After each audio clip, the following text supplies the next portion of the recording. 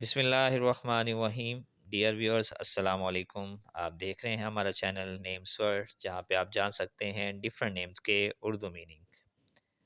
लेकिन अगर अभी तक आपने हमारा चैनल सब्सक्राइब नहीं किया तो जल्दी से हमारा चैनल सब्सक्राइब कर लें और बेल आइकन को प्रेस कर दें ताकि जो भी वीडियो अपलोड हो वो आप तक पहुँच सके।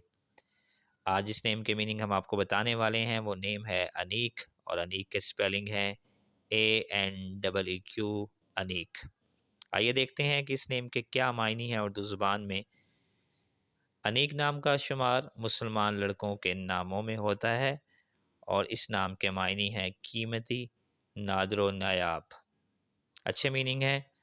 अगर आप किसी भी नेम के मीनिंग जानना चाहते हैं तो वेट मत करें, जल्दी से कमेंट में हमें वो नेम लिख के भेजें।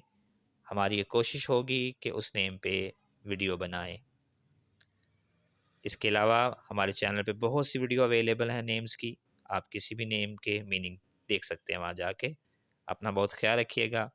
अल्लाह हाफिज़।